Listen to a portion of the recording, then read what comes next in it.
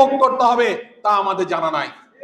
সুতরাং আমি বিনম্র অনুরোধ রাখছি, আপনারা তো আল্লাহর কাছে জান এবং মালের ওয়াদাই করেছেন।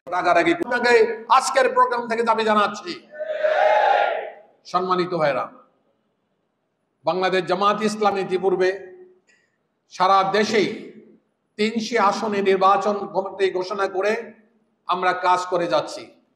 যশোরে আমরা 6টি আসন অনেক আগেই ঘোষণা করেছি।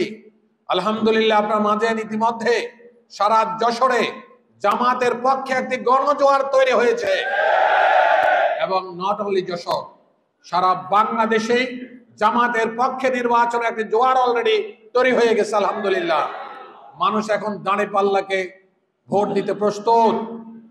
মানুষ এখন জামাত ইসলামীকে আপকামিং ইলেকশনে পার্লামেন্টে পেছাতে প্রস্তুত।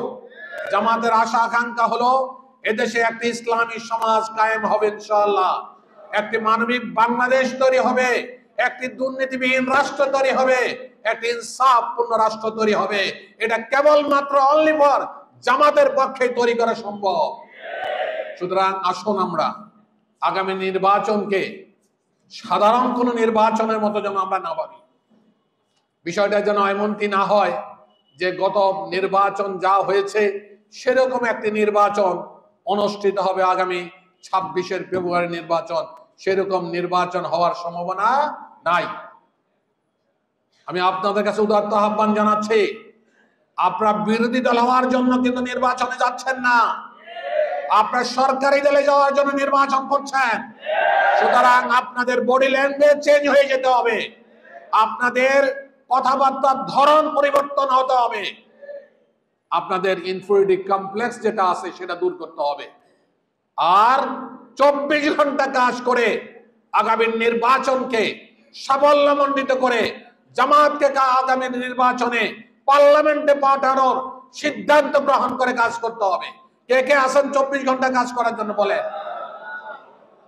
কথা সুন্দর হয়েছে? 24 ঘন্টা কাজ করবেন?